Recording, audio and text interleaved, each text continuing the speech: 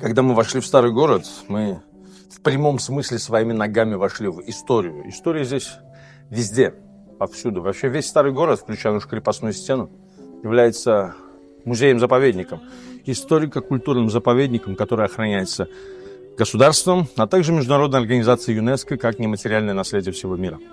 И история куда ни глянь, повсюду.